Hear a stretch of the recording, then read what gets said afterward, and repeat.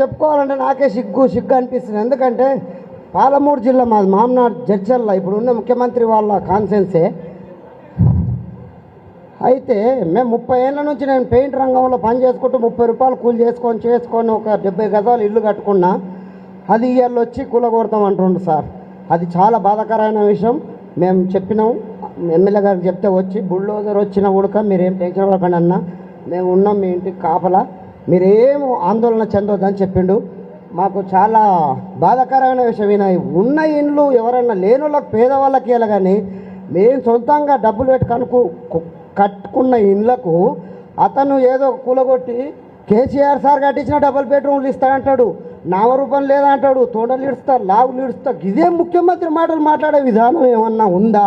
ఒక మామూలుగా ఉన్న వ్యక్తి మాట్లాడేది ఉడక కాదు. అతను ఒక ముఖ్యమంత్రి హోదాలో ఉండి నేను తొందరలు ఇడుస్తా, కాలు వాడతా, చేతులు విసుకుతా, ఇదేం మాట్లాడుతుండు? ఒక బీద కుటుంబం వాళ్ళకు నిజంగా ఏం కావాలి? సబ్జెక్ట్ ఏంది? నీకు ఒక ప్రజలే వేసింది, మరి ఆ ప్రజలకు ఏం కావాలనేది నీకు నాలెడ్జీ లేదు. ఏమన్నా అంటే తొండలు ఇడుస్తా, లాగులు ఇడుస్తా. నాగర్ కర్నూలులో ఒక బీద రజక కుటుంబం, నేను రజకున్నే, మా కుటుంబం పిల్ల చనిపోయిందిరా బాబు అని అంటే, ఆ పిల్ల చనిపోయిందంటే ఏదో కాళ్ళతోటి దానికి తనలేదు, అది ఓం నీళ్ళు చచ్చిపోయింది, ఇది చచ్చిపోయింది, ఇక పదవి చేతిలో ఉందని ఏ దిప్తా చక్రం అవుతుంది అనుకుంటారు. కానీ మళ్ళా డిపాజిట్ రాదు. ఎమ్మెల్యే కొనగలు గల డిపాజిట్ కాదు, తొండలు కాదు. నీకు తొండలు ఇడుస్తాము, నీకు మెడల దండలు వేస్తాము, రెడీగా ఉన్నాం మేమేం వణికేటోళ్ళం కాదు నీ మాటలకు, ఏదో జనుకులు వేసేటోళ్ళం కాదు మేము. మా సార్ ఉండు, మా కేటీఆర్ అన్నుండు, మాకు సుధీర్ అన్నుండు, మల్లన్నుండు, మన ఏదికట్టు ఉన్న వాళ్ళందరూ పెద్దలు, ధన్యవాదాలు. చాలా మీరు మాకు ఎప్పుడు ఏ సమస్య వచ్చినా మేము సుధీర్ అన్న దగ్గరికి వెళ్తాము. దయచేసి మీరు మాకు ధైర్యాన్ని సపోర్ట్గా ఉండాలని మేము కోరుకుంటున్నామన్న. Thank you Tinku. మహిళలు ఉండగా చాలామంది పాప, సరేలే ఇప్పుడా అలా సార్ ఒకసారి మాట్లాడదాం. మన ప్రియతమ నాయకురాలు సబితా ఇంద్రారెడ్డి గారు ఒక 2 నిమిషాలు మాట్లాడుతారు. అందరికీ నమస్కారం. ఈరోజు గౌరవనీయులు కేటీ రామారావు గారు మన జిల్లాకి ఎల్బీ నగర్ ఉప్పల్ నియోజకవర్గాలకు వచ్చినందుకు వారికి ప్రత్యేకంగా మనందరి తరఫున స్వాగతం చెప్తూ, సోదరులు ఎల్బీ నగర్ శాసనసభ్యులు సుధీర్ రెడ్డి గారితో పాటు వేదిక మీద ఉన్న గౌరవ శాసనసభ్యులు అందరికీ కూడా నమస్కారాలు తెలియజేసుకుంటూ, ఇక్కడికి వచ్చిన అందరికీ ప్రత్యేకంగా ధన్యవాదాలు. చాలా సంతోషం అండి. రాష్ట్రంలో ఎక్కడున్నా ఏ చిన్న ఇబ్బంది ఉన్నా నేనున్నానే అందరికీ భరోసా కల్పిస్తున్న ముందు కేటీఆర్ గారికి థ్యాంక్ యూ.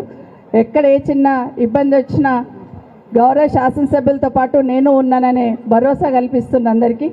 ఈరోజు మూసీకి సంబంధించిన బ్యూటిఫికేషన్ అనేది గత సంవత్సరం నుండి వింటూ ఉన్నాం. రేవంత్ రెడ్డి గారు వచ్చిన తర్వాత మొట్టమొదటగా మూసీని బ్యూటిఫికేషన్ చేస్తాను ముందలేసుకున్నాడు. అదంతా కూడా చూస్తూ వస్తూ ఉన్నాం. అంటే ఇప్పుడు సుధీర్ రెడ్డి గారు మాట్లాడితే యాజ్ ఎ చైర్మన్గా, ఆ రోజు మూసీ రివర్ ఫ్రంట్ చైర్మన్గా ఏ విధంగా ప్లాన్ చేస్తున్నాం, కేసీఆర్ ఏ విధంగా ఆలోచించున్నారు అనేది ఒక్కొక్కటి వివరించి చెప్పున్నారు. నిజంగా కేసీఆర్ గారి దగ్గరికి వెళ్ళినప్పుడు అభివృద్ధి అంటే ప్రజల్ని ఇబ్బంది పెట్టడం కాదు, ప్రజలు నక్కున చేర్చుకొని వాళ్ళకు అనుకూలంగా అభివృద్ధి చేయాలన్నది కేసీఆర్ గారు ఎప్పుడు చెప్తూ ఉండేవాడు. ఉదాహరణకి మనకు ఎల్బీ నగర్కి మహేష్కి అవినాభావ సంబంధం ఉంటుంది. పైన వర్షం పడితే పైన కాలనీలకి వెళ్ళి ఎల్బీ నగర్ వచ్చి కాలనీలన్నీ మునిగిపోతూ ఉంటాయి. పైన చెరువులన్నీ కూడా వచ్చి చాలాసార్లు సుధీర్ రెడ్డి గారు కూడా ఇబ్బంది పడ్డారు. పైన చెరువులకి వెళ్ళి నీళ్లు రావద్దు ఆపేద్దామని కిందున్న కాలనీ వాళ్ళు ఇబ్బంది పెట్టినా నీళ్ళ వంపు ఎక్కడుంటే అక్కడే పోతుందని చాలాసార్లు అందరినీ కన్విన్స్ చేసిన సుధీర్ రెడ్డి గారు కూడా ధన్యవాదాలు. ఎందుకంటే అక్కడ రాజకీయం చేయకుండా ఎవరి కష్టమైనా కష్టమే అని ఆలోచించున్నారు. ఆ సందర్భంలో ఎస్ఎన్డిపి నాలాలు కట్టాలని కేసీఆర్ గారు మాకు సలహా ఇచ్చినప్పుడు ఒక్క మాట మాకు అందరికీ కూడా చెప్పున్నారు, నీళ్ళ వంపు ఎట్లుంది అట్లనే ఎస్ఎన్డిపి నాల పోవాలని వితండవాదం తీసుకురాకండి. నీళ్ళ వంపు ఒక్కొక్కసారి కాలువలన్నీ కూడా కబ్జాలు అయిపోయి ఇండ్లు కట్టి ఉంటారు కాబట్టి అట్లా తీసుకోకుండా రోడ్లు వెంబడి తీసుకోండి ఎస్ఎన్డిపి నాలని చెప్పి, అంటే అభివృద్ధిలో కూడా మానవత్వాన్ని చూపించినారు కేసీఆర్ గారు. కానీ ఈరోజు రేవంత్ రెడ్డి గారు ప్రజలు ఎంత ఏడుస్తుంటే అంత రాక్షసానందం పొందుతున్నట్టుగా అనిపిస్తూ ఉంది. నిజంగా ఎక్కడ చూసినా కూడా ఈరోజు మూసీలో దాదాపుగా 1,00,000 కుటుంబాలు ఎఫెక్ట్ అవుతాయని చెప్తా ఉన్నారు. నిజంగా మూసీ బ్యూటిఫికేషన్ వాళ్ళు అనుకున్నట్టు తీసుకుంటే 1,00,000 కుటుంబాలు ఎఫెక్ట్ అవుతాయని ఇప్పటికే స్పష్టంగా అర్థమవుతా ఉంది. ఒకటి మాత్రం నాకు అర్థమవుతుంది, కేసీఆర్ గారేమో ఉన్న 10 సంవత్సరాలు ఏడైనా జాగా ఉంటే తీసుకొని డబుల్ బెడ్రూమ్ ఇల్లు కట్టి పేదవాళ్ళకి ఇవ్వాలని ఒక సంకల్పంతో 9 సంవత్సరాల్లో 1,00,000 డబుల్ బెడ్రూమ్ ఇల్లు కేసీఆర్ గారితే 4 సంవత్సరాల్లో 1,00,000 ఇండ్లు కూలుస్తాను రేవంత్ రెడ్డి గారు కంకణం కట్టుకున్నట్టుగా అనిపిస్తుంది ఈరోజు. కానీ ఈరోజు అదే కేసీఆర్ గారు ఉండుంటే ఈరోజు మూసీకి సంబంధించిన బ్యూటిఫికేషన్ చేసేవాడు. చెయ్యాలనే ఆలోచన గతంలో చేస్తున్నాం కాబట్టి, కానీ ఈ విధంగా పేదలను ఇబ్బంది పెట్టి చేసే పరిస్థితి అయితే ఉండేది కాదని ఒకసారి తెలియజేసుకుంటే, ఇక్కడే కాదు రాష్ట్రంలో ఏ మూల చూసినా అందరు కన్నీరు పెట్టుకుంటున్నారు. ఒక సైడ్ హైడ్రా బాధితులు, ఒక సైడ్ ఖమ్మంలో కానివ్వండి, ఇక్కడ మూసి బాధితులు కానివ్వండి, ఇంకో సైడ్ భూములు లాక్కుంటా ఉన్నారు. ఎక్కడ చూసినా కన్నీరు పెడుతుంది తెలంగాణ రాష్ట్రం. నిజంగా తెలంగాణ తల్లి ఈరోజు ఏ మూలకు చూసినా కన్నీరు పెడుతున్న సందర్భం కనిపిస్తూ ఉంది. అందుకే పాలన చేసేవాళ్ళు, ముఖ్యమంత్రి స్థానంలో ఉన్న వాళ్ళు మానవత్వంతో పాలన చేస్తే రాష్ట్రం ఎట్లుంటుందనేది కేసీఆర్ గారు చేసి చూపించున్నారు. ఒక విజన్తో, ఒక మానవత్వంతో ఖచ్చితంగా ఇక్కడ ఉన్న వాళ్ళందరికీ కూడా సుధీర్ రెడ్డి గారు ఏదైతే భరోసా ఇచ్చున్నారో, ఎక్కడైనా ఎవరికైనా ప్రభుత్వం తరఫున ఇబ్బంది అయితే మనమున్నామనే భరోసా బీఆర్ఎస్ పార్టీ తరఫున ఇద్దామని అందరు కూడా తెలియజేసుకుంటూ జై తెలంగాణ, జై కేసీఆర్. ఆ రోజు మూసీ ప్రక్షాళన కార్యక్రమానికి ఎస్టిమేటు అంతా చేస్తే 16,000 కోట్లు అయింది. 16,000 కోట్లని ముఖ్యమంత్రి గారు ఒకసారి 50,000 కోట్లు అంటాడు, ఒకసారి 75,000 కోట్లు అంటాడు, ఇంకో మీటింగ్లో 1,50,000 కోట్లు అంటాడు. అంటే మూసీ నది ప్రక్షాళన కార్యక్రమం పేరు మీద పెద్ద ఎత్తున అవినీతి జరగబోతానికి ఈడ మొత్తం కూడా ప్లాట్ఫామ్ తయారు చేసి పెట్టిందని కూడా దానికి బీఆర్ఎస్ పార్టీ తీవ్రంగా వ్యతిరేకిస్తుంది. ఇప్పుడు లలిత గారు ఒక్కసారి మాట్లాడతారు.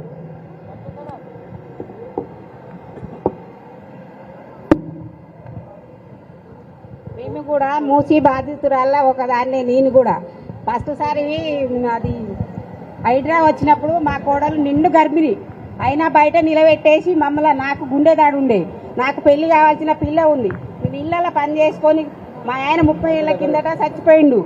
ఇప్పుడు ఇల్లు కూలుస్తానంటే మేము ఎలా ఓర్చుకునేది? మేము చాలా బాధలు పడి కట్టినాం. మా పెద్ద మనవాడు పుట్టినప్పుడు కేసీఆర్ కిట్ వచ్చింది, ఏ కిట్ రాలేదు. ఈసారి వచ్చి మేమున్నామమ్మా, మేమున్నామంటూ ధైర్యం ఇచ్చిండు మాకు. ఇప్పుడు ఆ రేవంత్ రెడ్డి వచ్చి కన్న కష్టాలు పెట్టిండు. సంవత్సరం నుంచి నేను తిండి తిప్పలు మానేసి ఎదిగిన పిల్ల, ఇప్పుడు 18 ఏళ్ళు 19 ఏళ్ళ పిల్ల ఉంది. నా పిల్లకి పెళ్ళి ఎట్ట చేయాలని నేను ఇల్లు కూల్చుకొని, నాకు 2 కొడుకులు, నా చిన్న కొడుకు కూడా ఆరోగ్యం బాగుండదు. ఇవాళ నా ఇల్లు కూలిస్తే నేను చచ్చిపోదా, నా ఇల్లు కూలవద్దా నేను ఏడ్చిన. అయ్యాల నా కొడుకు పెట్రోల్ కూడా పోసుకుండు. ఆ రేవంత్ రెడ్డి వచ్చి ఏం బాగు చేస్తుండు మాకు? మేము ఓట్లేసి గెలిపించింది ఇదా? ఆయన ఏం చేసిండు? ఏం చేయలేదు. కేసీఆర్ ఉండగా 2,000 ఇచ్చిండు పింఛను, ఇలా 2,000 ఇస్తుండు. అదేదో నా మూసి ఉంటే ఆయనకు ఉంటే చేసుకోమను, మూసిలో చేసుకోమను. మా ఇళ్ళ మించి పోనిస్తే మేము ఇవ్వం. నేను కన్న కష్టాలు పడి రిజిస్ట్రేషన్ చేయించుకున్నా, ఇల్లు కట్టించుకున్నా, నేను ఇళ్ళలో పాసి పని చేస్తున్నా. నాకు మా ఆయన లేడు, ఆ పిల్లలు పోతే నాకు అదే ఆధారం ఇల్లు. ఆయన రేవంత్ రెడ్డి ఇచ్చింది లేదు, మా ఇళ్ళ మించి మాత్రం ఆయన రావద్దు. ఎవరు వచ్చినా మా ఇల్లు కూలగొడితే మాత్రం ఇచ్చేదే లేదు. ఆయన కనుక ఇల్లు కూలగొడితే మా శవాలం మించి ఆయన ఇల్లు కూలగొట్టాలి. ఆయన ఎవరు? ఆయన ఇచ్చిందా మాకు ఇండ్లు? వాళ్ళ అయ్యే జాగిరా, కాంగ్రెస్ అని జాగిరా, అది నేను కష్టపడి కట్టుకున్నాం ఇండ్లు. వాడు మాట్లాడితే మీరు కూలాలు రమ్మను, మేము నా పట్టా కాగితాలు ఉన్నాయి, రిజిస్ట్రేషన్ కాగితాలు ఉన్నాయి. అయ్యా నా కోడలికి రేపు డెలివరీ అయ్యా, దండం పెడతాం అన్నా ఇన్ లేదు. బయటికి నడిచి మమ్మల్ని నూకేసి ఇంట్లో జ్వరబడి మా కోడలు గుంజిండు. ఆ రోజు పరిస్థితి నా కోడలికి 60-70 వేలు అయినాయి ఆపరేషన్, బయట ఒకరోజు లేట్ అయితే. ఈ రేవంత్ పాలన ఏం బాగుంది? ఎవరన్నా మాట్లాడిన వాళ్ళే లేరు. మాట్లాడితే మీ మూసే అమ్మటి ఎందుకు పడాలి? మా ఇళ్ళని బట్టి ఎందుకు పడాలి? మూసే ఉందా? ఇళ్ళకి ఇంకో వేరేది లేదా?